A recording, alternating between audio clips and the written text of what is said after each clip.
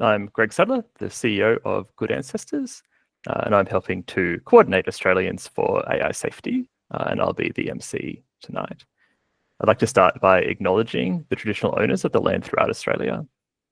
I'm in Canberra on Ngunnawal and Ngambri country, and I pay my respects to Aboriginal and Torres Strait Islander elders, past and present. And I extend that respect to any First Nations people on the call this evening.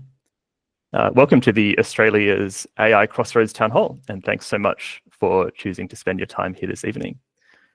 For those who are diving into this for the first time, you can head to australiansforiasafety.com.au, which is pinned in the chat, for a quick brief on the open letter and the issues that have brought us here tonight, including the rapid progress of AI capability, the range of risks and opportunities that AI presents, and how Australia could respond with an AI Safety Institute and an AI Act. The format of this event is in 4 parts. So we're going to start with a panel of Australian AI experts. We're then going to hear from party spokespeople. I think Senator Shoebridge might be on the line. We're going to have a Q&A where you can ask questions to the panel or the senator, and a call to action where we can look at specific proposals and take practical steps to progress them. This event's going to be recorded and I think live streamed as well. So take it that the things that you say here will be made public. Given we have so many people in the call, there are some features to make sure that like mic errors don't disrupt the panel, but we do want your participation. And the best way to do that is using the question feature. So you can press the keypad style button in the top, the bottom right of your screen called Meeting Tools. That will let you select Q&A, which will let you ask questions as well as see other people's questions. Those questions will be open now, and so you can ask questions while you're listening to the panel. And if it's helpful, add your name and the organization you might be from, or anything else that's going to help frame that question. Luke and the team will help manage that Q&A, and you can help out Luke by putting a thumbs up on the questions that you would like to see be put to the panel. We might also run some polls during the call to gather and share your views on some specific questions. So we have 5 panelists on the line. Each is going to give some short remarks, and I'm going to introduce them as we go. So we're going to start with Liam Carroll. So Liam is a researcher in AI safety at the Grady Institute. Liam completed his master's in mathematics at the University of Melbourne, and he does a range of research and practical work focusing on ensuring powerful AI systems are both beneficial and safe. So I'll stop my presentation now and pass over to Liam. Thank you. Awesome. Let me share my screen.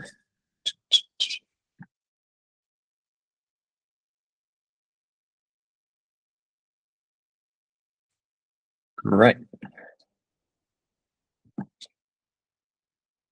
Awesome. Thank you, Greg, and thanks to the Good Ancestors Project and Australians for AI Safety for inviting me to speak tonight about a very important issue in the lead up to this election. So, as a scientist, spending a lot of time interacting with very powerful AI systems, I'm going to give a very quick elevator pitch on why I believe that Australia needs an AI Safety Institute. And the fundamental point I want to make tonight is that transformative AI could have massive upsides for the economy. Hopefully it does, and for our general well-being. But in order to realize that potential, we have to ensure that we can actually trust that these systems will be safe. So as a starting point, everyone in this audience, I'm sure, is aware of all of the AI hype at the moment, but some people may not be aware of just how quickly the capabilities of these frontier AI models are improving, particularly in the last few years. This graph from Epoch AI, I think, is really powerful because it shows the rapid improvement of these models on PhD level science questions in just the last 2 years. And you can see a few examples of the types of questions that it's being asked that are so-called Google proof, if you were to read this paper that developed this benchmark. And it's just very clear that these systems are becoming incredibly intelligent along many different axes. And I would encourage you to go to Epoch AI's website and have a look at data like this a bit more. I mean, you can see there there's this 70% expert human level baseline. And just in the last few months alone, these models seem to be surpassing that baseline. And from a scientific point of view, I also want to make clear that these models are not just parrots. We are seeing, or stochastic parrots, some of you may have heard that term. We are seeing that they are not just memorizing things in their training data, they are actually learning generalizable patterns about the world. And you don't just have to take my word for it. You can really feel this when you spend a lot of time talking to the most state-of-the-art models like Claude 3.7 or ChatGPT o1, these kinds of things. They're pretty incredible. I also want to make the point here that at the moment, it looks like AI is just a bunch of chatbots being released every month or every week at this point. But the next wave of AI technologies that we're about to see are AI agents that can autonomously operate a computer. Already, systems like OpenAI's Operator, here I've got a demo of Manus AI that we're looking at. These systems can browse the web, they can operate apps and word processors, they can write and execute code in a computer terminal, and basically many people believe that they will soon be able to do many of the kinds of tasks that a typical remote human worker could do now, but at a fraction of the cost and at a fraction of the time that a human would take to do it. So many of Australia's largest businesses are going to be rolling out these kinds of agents pretty soon. And this is obviously a huge opportunity for economic growth, and it's clearly going to accelerate economic growth. But I want to make this point very clearly. Even though we know how to build the systems, we do not understand what is actually going on inside of them. And we don't understand why they act the way that they do. They are essentially like aliens to us at this point. The science on this is very, very young. Only in the last couple of years have any kinds of breakthroughs been made on understanding the systems more deeply and scientifically, interpreting what's going on, this kind of thing. And as a scientific community, we don't even really know how to understand their capabilities, both the positive ones and the constructive ones that we hope to harness, but also potentially the dangerous ones that might be emerging as well. So this makes it pretty difficult to trust these systems. We'll trust that they will perform and act in the way that we want them to. And when you look around society, you realize that technology really does need to be safe to actually enable adoption and the economic growth that comes from them. Like the classic examples here are bridges and planes and all sorts of engineering around society. If we didn't have safety regulations ensuring that planes were going to safely take passengers from Melbourne to Sydney, or that the bridge would hold thousands of cars on the West Gate, whatever it is, we wouldn't be able to ensure that society can operate in the way that it does and that we can harness these technologies. And so ultimately, my main point here is that I believe Australia needs an AI Safety Institute to help ensure that AI is safe and that we can then trust the AI is going to be safe and therefore enable adoption and encourage economic growth and general, all the good things from AI, ensure that that can actually happen. So thank you very much for listening. Thanks, Liam. It is hard, even for people keen in this space, to keep up with the rapid rate of capability progress. So thank you for sharing the state of agents with us. I'll pass now to Jess Graham. So Jess is a researcher at the University of Queensland and has a Bachelor in Psychological Sciences. She's completed research into Australian public priorities for AI development and regulation, and is currently working on AI risks at MIT. So thank you, Jess. Cool, thanks, Greg. So my work to date has largely focused on summarising and describing the diverse range of risks associated with AI. And over the last year, I've worked, as Greg said, with the Future Tech Lab at MIT to produce the most comprehensive database of AI risks to date, which we've called the AI Risk Repository. To locate these risks, we systematically searched for and evaluated every existing academic paper or industry report describing a framework or categorization of AI risks. And as of March 2025, the repository includes more than 1,600 AI risks. And from these risks, we were able to isolate and define 24 distinct types of AI risk, which you can see up on the screen now.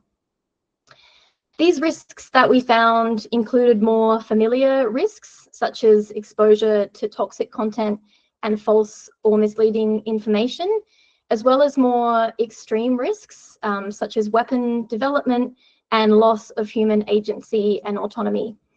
Since we released this work, it's been used by many different groups, including AI Safety Institute's Frontier Labs and the International AI Safety Report.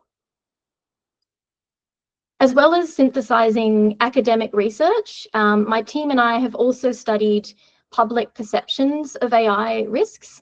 And in 2024, we ran the survey Assessing Risks from AI. In this survey, we asked a nationally representative sample of Australians what they thought about 13 different AI risks and how government should respond to them.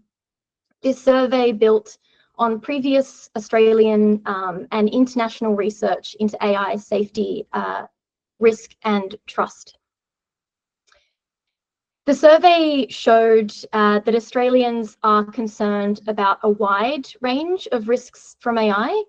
Australians are most concerned about the risks that arise from the most advanced capabilities of frontier AI systems, and these include AI systems being misused or accidentally acting in ways that end up harming people, cyber attacks, AI taking the jobs of humans, and AI being used to power autonomous weapons.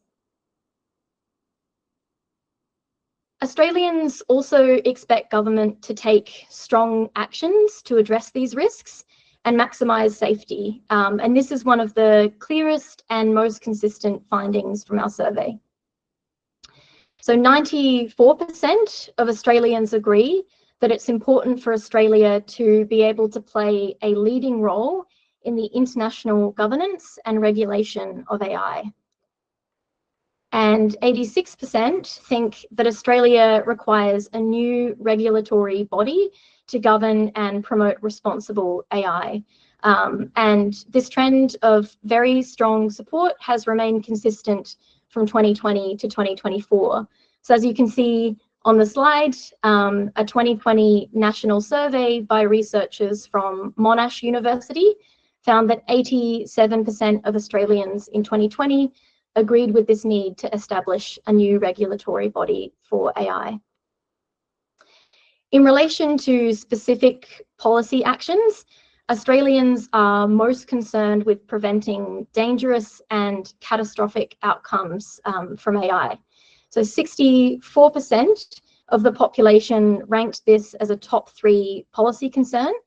The second and third priorities were requiring mandatory audits to make sure that AI is safe before it gets released to the public and to deployers, and making sure AI companies are liable for the harms that they cause. Australians placed less of a priority on democratising AI's benefits, reducing AI bias, and helping the US to maintain a competitive edge over China. So this survey that we've run is designed to be updated, and we hope to run a second round of the study sometime this year. This will show us how Australians' views evolve over time and as the governance and risk landscape continues to change. Thanks for listening. Thanks, Jess. That's really helpful.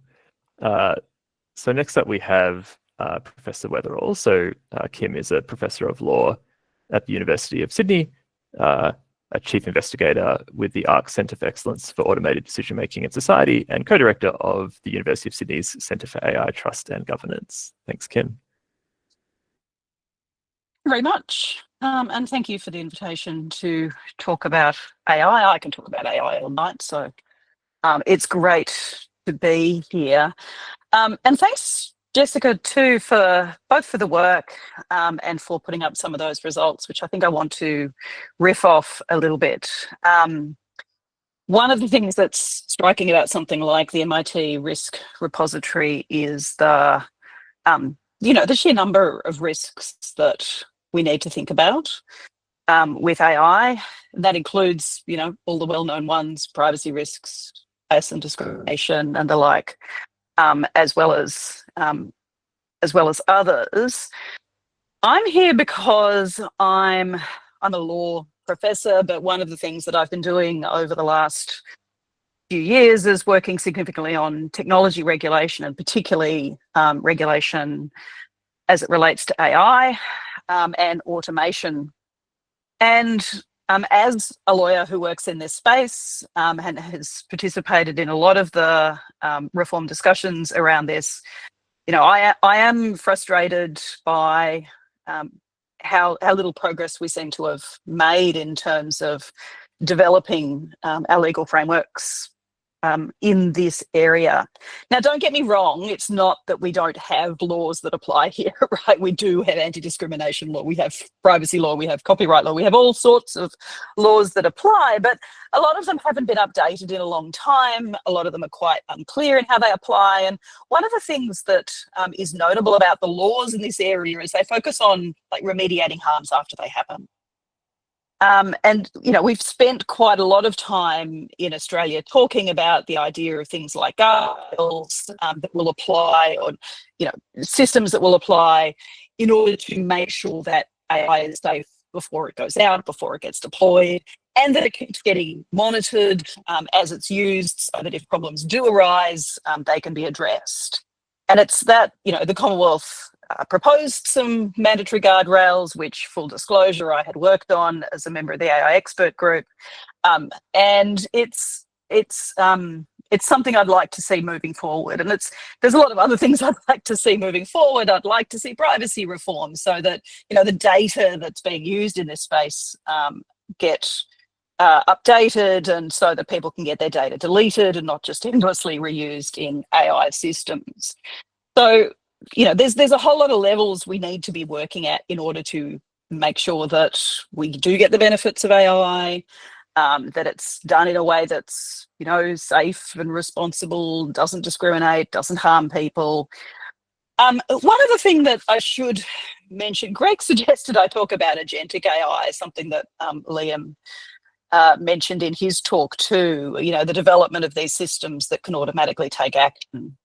As opposed to just generating text for you to read or generating pictures for you to look at. Agents is an interesting area of development. It's a term that's often used with not a lot of meaning, and I'm not sure exactly what we're talking about whenever we mention AI agents, but one thing I do understand well as a lawyer is the challenges that arise when we automate things.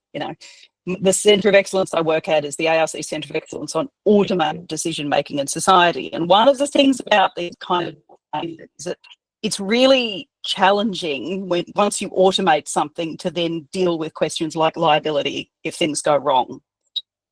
Automation makes liability hard. At a really general level, it's just harder to pin liability on a company or a person if they can say, well, it was the system what done it, it wasn't me. And if the technology underlying that automated system is in any way unpredictable, which some of the AI is, or we don't understand it, it makes it even harder to pin things like liability and to hold companies responsible. And so, as I said, that's just yet another reason why we need to be thinking about things like guardrails to ensure that systems are safe before they go out, and of course, monitoring and auditing that goes on afterwards. That's really what I wanted to say. As I said, I love Jess's work and the fact that it shows that AI, you can be concerned about AI safety. It's a really broad in thinking about this. When I think about AI safety and responsibility, I'm not just thinking about catastrophic risk. You don't have to believe in existential risk to think that it's really important that Australia be engaged, be developing its legal systems, be involved in the governance discussions, and making sure that we all benefit. So thanks for your time. Happy to answer questions. Thank you very much. So I think between all platforms, we've got about 150 people listening. So I think this idea that there's just like a lot of risks from AI and a lot of things to think about is sort of absolutely getting across to the Australian community. So I might go next to Jisoo Kim. So Jisoo is the co-founder of Clear AI. She has a Masters of National Security Policy from the ANU and has had various roles in Canberra, including as digital media advisor to former Prime Minister Scott Morrison. So if we have Jisoo on the line, I'll pass over.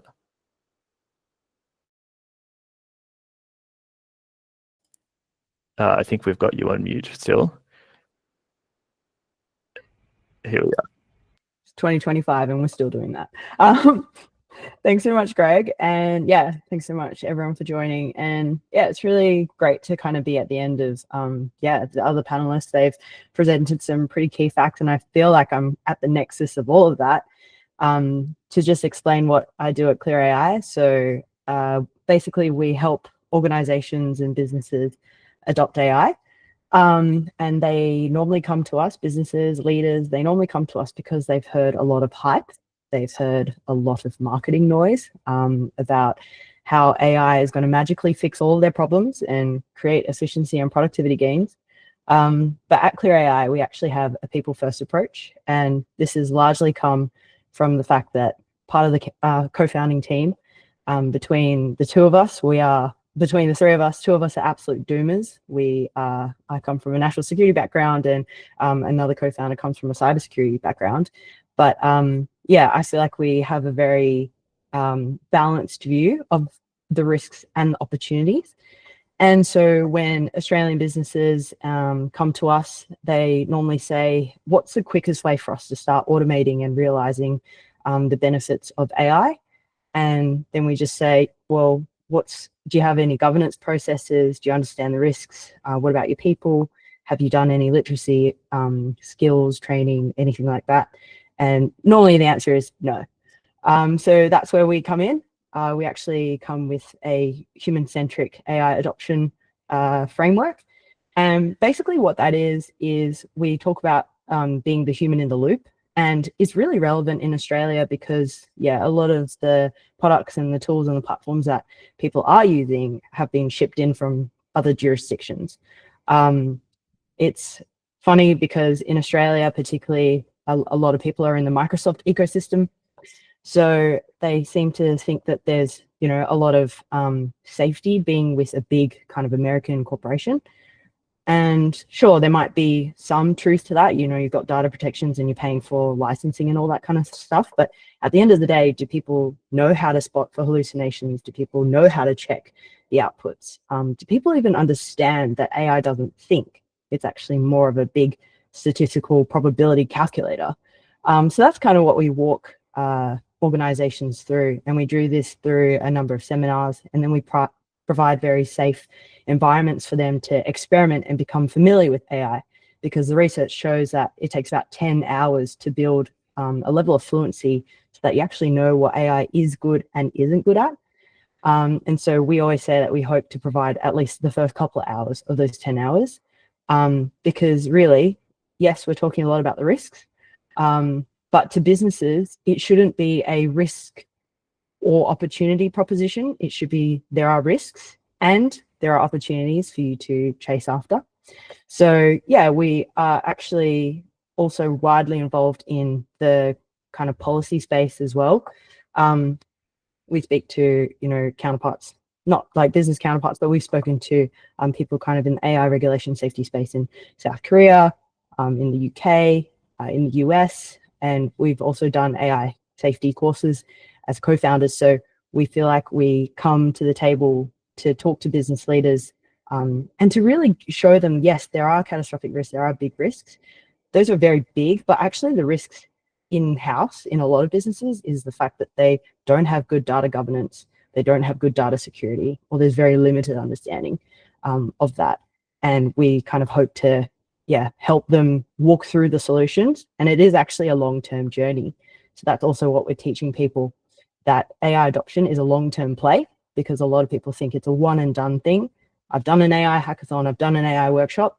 Now I want to see the productivity gains. I want to save the hundreds of thousands to millions in revenue. And we just tell them that is a long-term play, and it's actually an investment in your people to be AI literate, to actually understand the risks and to know what to look for, and also to grab a hold of the opportunities.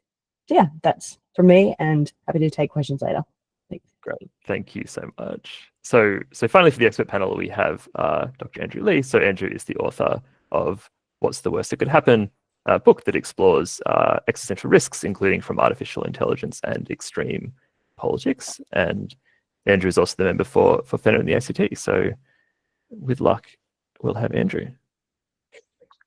G'day, Greg. Thank you very much for inviting me on. And I should say I'm speaking in a somewhat unusual capacity. I'm not the spokesperson on AI for our party, that's Ed Husick, but you've kindly allowed me to say a few words as the author of a book on catastrophic risk, which talks about artificial intelligence as the biggest catastrophic risk that we face.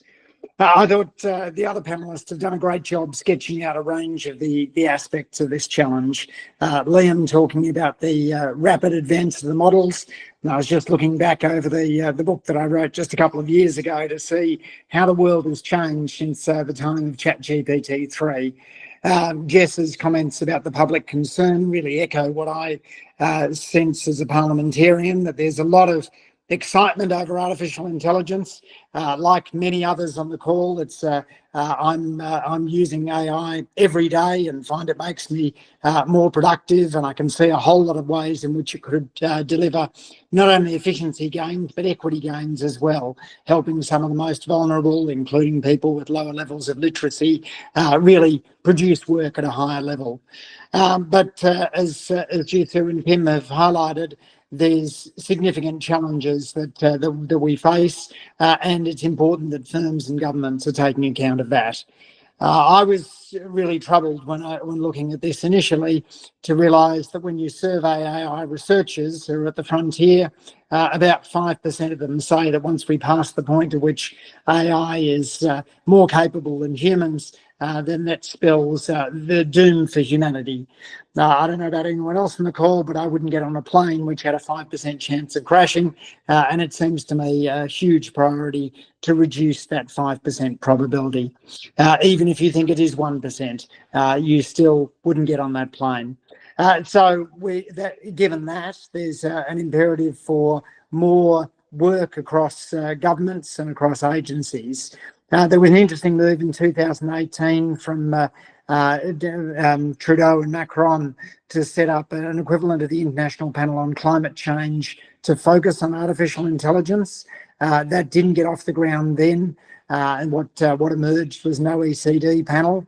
But I think it does point to the value of having international collaboration on this issue, because one of the biggest risks is a race to get human-level machine intelligence. That race would risk taking the guardrails off, and those guardrails are absolutely vital.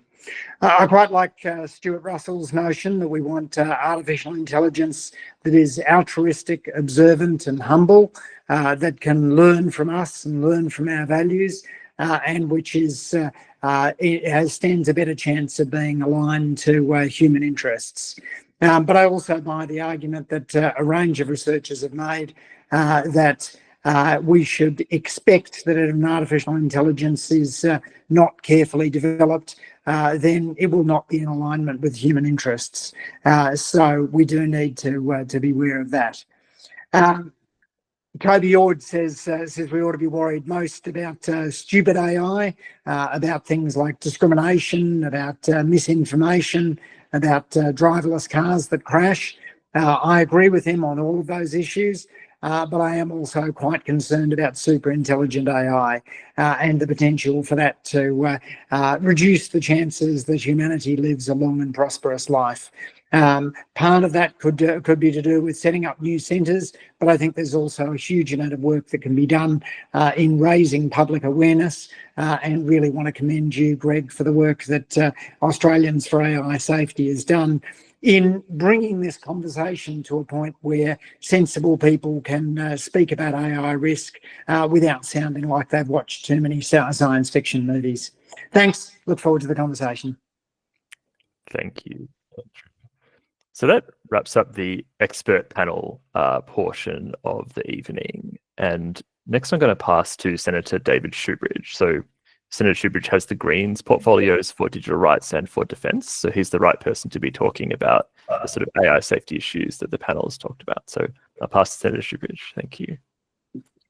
Thanks very much, Greg. And I'll kick off by acknowledging where I'm coming to you from First Nations land, and this is Ngunnawal and Ngambri land here in Canberra. I've been down here watching actually Adam Band deliver his National Press Club announcement with I think a wide suite of policies. And of course, one of the questions that was asked in the course of the National Press Club was, well, where are all the parties on digital rights? What are you saying about AI? And why has there been so little in the federal election campaign about what may well be one of the most significant policy issues, not just for the next parliament, but for most of our lives going forward. And I think you doing this tonight and Good Ancestors doing this tonight to feed it into the election, congratulations to you, and I'm really grateful for it. And I do also want to thank Good Ancestors for their engagement in the inquiry that we established into AI. The first time we'd really had a focused inquiry. We worked through those terms of reference with Ed Husick's office, but we had a lot of good feedback from a bunch of stakeholders in setting up terms of reference we thought we could actually deliver on in the Parliament and hopefully get some recommendations for AI safety, but addressing all the sort of broader risks from AI. And, again, I commend you for submissions and engaging in the process, because someone's got to bloody educate Parliament on where to go on AI.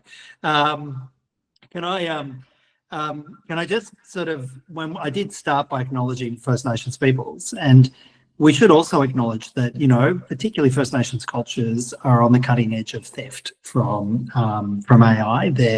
Their cultural learnings, their history, their long-standing narratives are being fed into AI without consent, and often then this sense of loss of control over critical information. It's just one subset of how I think parliaments have failed to properly put guardrails and controls on personal information and also on AI. So what is our policy? Well, the first thing that the Greens put forward in our policy is a standalone AI Act, which would, for the first time, legislate guardrails and create, for the first time, a national regulator focused on AI. Now, we don't call it an AI Safety Institute, but it has the functions of an AI Safety Institute. So it's well-resourced, it's a national regulator, its focus is on AI, and its focus is on, first of all, guiding Parliament, so as we get the right regulatory models in place, strict handrails, strict guidelines, and they're legislated.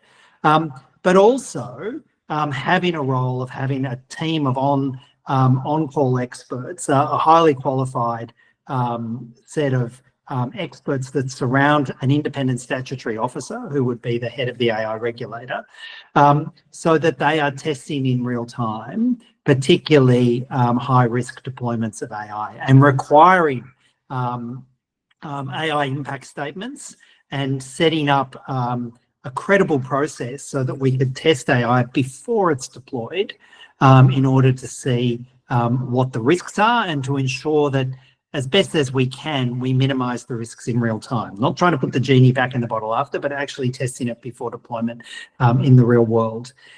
With that, we propose also a digital rights commissioner. And a digital rights commissioner probably surfs the sort of regulatory space between our online privacy rights and our rights online, and its potential impact of our online rights and our broader rights through the deployment of AI. I would think of a Digital Rights Commissioner as kind of an ombudsman in the space to ensure that our data isn't being fed without our consent into large language models, to put in remedies so that if that happens, people are held to account and our data is removed from training data sets, and to be, if you like, a kind of real-time federal digital rights ombudsman, again, to help Parliament in what is going to be, I think, one of the great challenges we have in Parliament, and both the regulator and the Commissioner should do this, to get Parliament to respond at the kind of pace that's going to be needed as this technology is so rapidly developing. I've got to tell you, we can't spend 8 years working out a white paper before we roll out regulation in this space. You know, we can't see a threat emerging and say, okay, cool, we're going to begin a 6-year parliamentary process in order to work out how we respond to a high-risk deployment of AI. We need to be much more nimble, and we need the resources and assistance in Parliament to get us there. And I think if you look at the last 3 years, you can see how non-nimble the Parliament has been. You know, we've seen some work, and I will say Ed Husick has been making some of the right noises, but what's come out? You know, where's the product from Parliament? Where is the AI Safety Act? Where is the national regulator? Where's the resourced agency that can help Parliament navigate through this bloody hard pathway we're going to have to do in the next 3 years? For the Greens, this is urgent work and urgent business. We are absolutely committed, if we're in a position of influence in a minority government, to prioritise establishing this infrastructure as rapidly as we can in the next Parliament. You know, I see that our, and I really like being tested in scorecards that are issued by key stakeholders. I think in many ways, when you look under the bonnet and you have a look at what our AI regulator would be, you match it to the work that our Digital Rights Commissioner would do. I think it covers many of the asks that that you have, and I think they're very reasonable, legitimate, and entirely proper asks for an AI safety regulator. I mean, I suppose the other option is we could just wait for general artificial intelligence and our new digital overlords to do it all for us and control us. I think that's plan B, and I think we'd be better off sticking with plan A. Resource the Parliament, educate parliamentarians, create the regulatory system so that we avoid these risks before they're deployed, because I don't want to be having this conversation with our AI overlords. Thank you so much for that. I think the idea of can a regulator do something before deployment is perhaps the sort of the main point here, that if you wait until something's in the market and then you ask if this is okay, it might be too late for many AI risks. So if an AI regulator has that kind of like pre-market role, then that does sound a lot like an AI safety institute. Yep. Yeah, so thank you so much for those comments. We're going to move on to the question and answer phase now.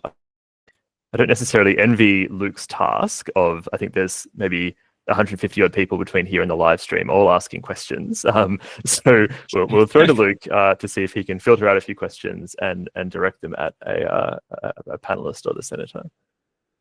Yeah, thank you very much, Greg. This is also another reminder to now it's a wonderful time to get into the Q&A function and vote up those that you'd really like answered, because we're pretty tight on time. However, I would like to invite a few people, if they would like to, put up their hands to answer their question. In particular, though, some of the top voted ones, Vanessa, Peter, and Glenn, and Hunter. If you could put your hands up, I'd love to have you ask your own question. So Vanessa, wonderful. Please, you can unmute yourself and ask your question. We'll need to accept. There we go. Thank you. Can you hear me? Yes. Fantastic. So my question is, does Australia have particular comparative advantages that we can leverage to have an impact on the safe development of AI? Directed at whoever thinks they have an answer. Yeah. Feel free to jump in, any panelist. Can I give a quick answer on that one? Different. So, Vanessa, I think it's a great question. One comparative advantage we have is we've done work on catastrophic risk before. The work that we did around nuclear through the Canberra Commission was world leading. And another is that we don't host one of the major AI engines. So we're not China, the UK or the US, and in that sense, not conflicted as being primarily a consumer as well, rather than for the other countries, both a consumer and a producer. Yeah, I can just add something. I mean, one of the things that most impressed me when we were going through and looking at the state of the AI industry and the space in Australia is we have, I think, a real competitive advantage in an ethical framework. Australia is software engineers and industry is particularly known for rolling out trustworthy regulatory software that can be applied in medical settings, can be applied in legal settings. And if I was to try and think where a competitive advantage lies for us, it's in an ethical. If we put the right legislation in place, we put some critical public resources into developing this, we can create a world leading edge, I think, in ethical AI, trustworthy ethical AI, where the data that's fed into it is ethically sourced and trustworthy. The outcomes then are far more ethically reliable. And we have the right guardrails in to have an ethical AI framework. So I think that's particularly given our current history in and the industry in international regulatory software, I think that's where we have an advantage. Thank you very much. I'm just going to pass it to Peter to ask his question. And just while he's accepting, I just want to build on that we have some fantastic startups already working in the kind of safe deployment of AI space. And that's particularly advantageous going into markets like the EU, who are slightly ahead of this. It means we have access to those markets. Okay, Peter. Thank you. This is a question for the entire panel. Of a famous AI researcher called Daniel Kokotajlu, 5 years ago made some very precise predictions of AI development. They've become quite accurate. He recently put a forecast for the next 5 years, leading a team, and his prediction is within the next 3-4 years, AI will be lost control of, and it will be too powerful to overcome. What can Australia do, given this short timeline in the next 3 to 12 months, to avoid that situation? Anyone want to take that?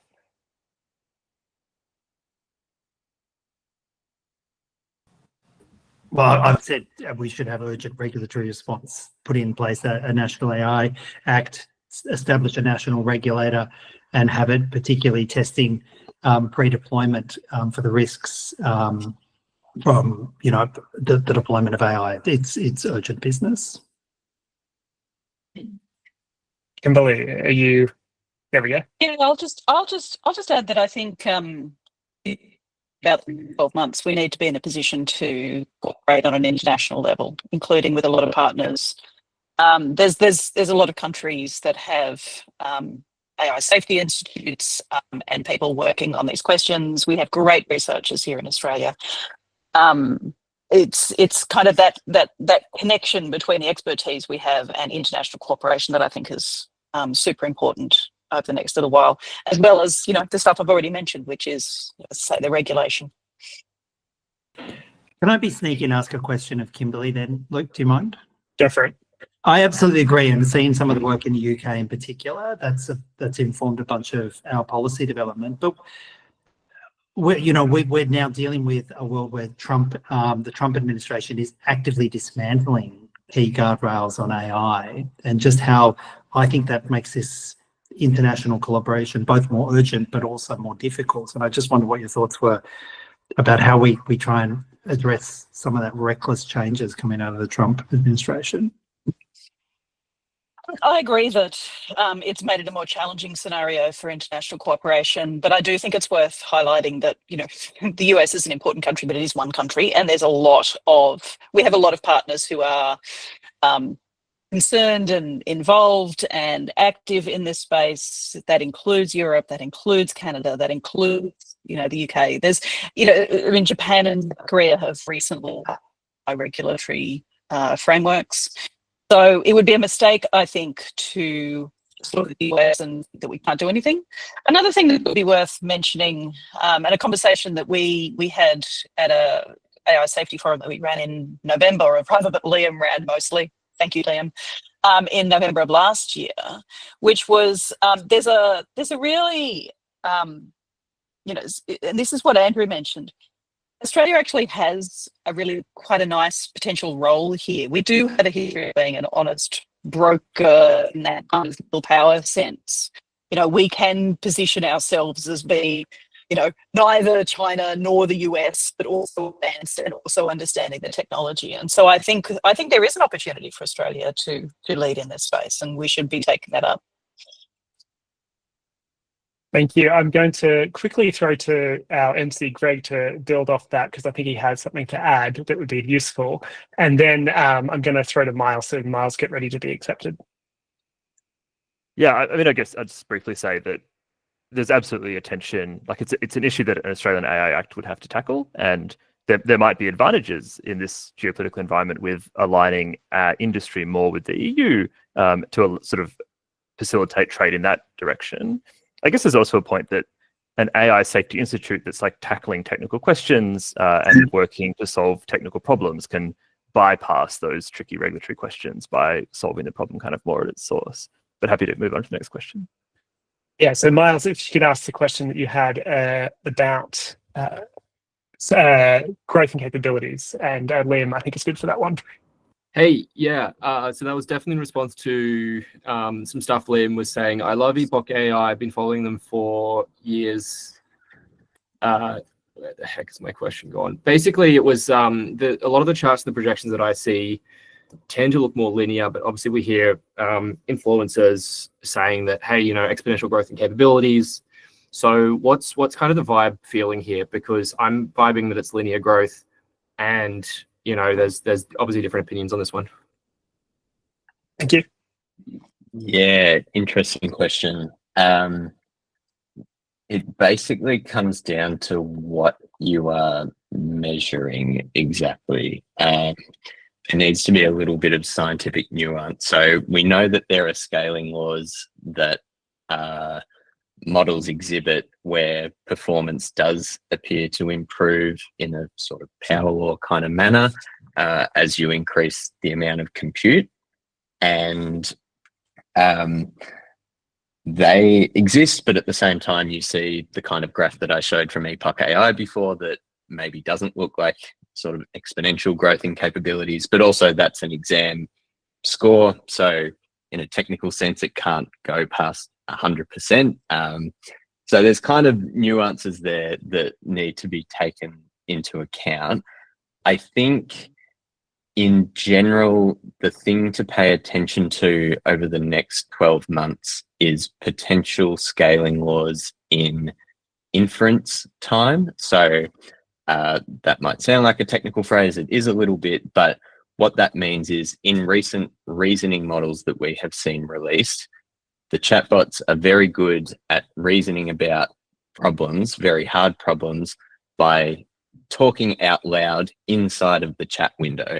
And so that is called inference time compute, the more that they are able to think aloud before they answer a particular problem.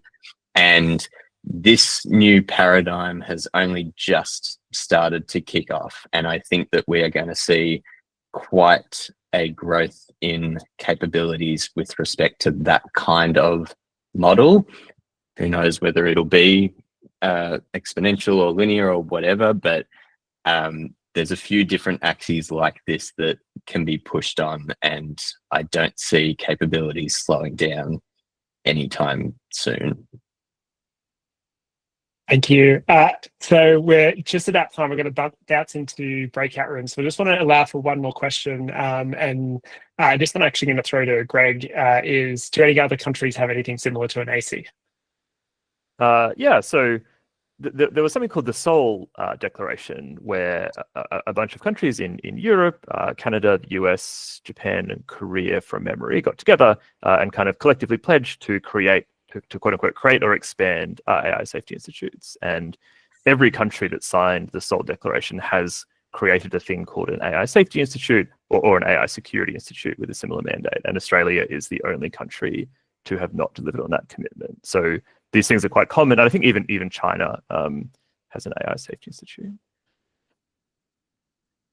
Wonderful. Do you want to intro the final bit? So I think we could do those Q&As all night, but we have promised a 1 hour slot to you, so we really should press on. I just want to pass on my immense thanks to the panel and Senator Shoebridge who have joined us tonight. It really does make an enormous difference to everyone on the call. So thank you so much for your time. We can pretend that there's a healthy round of applause coming from the 150 odd people watching. So thank you for that. You're of course welcome to join us in a breakout room if you'd like, but if you need to press on with your evenings, that's completely fine.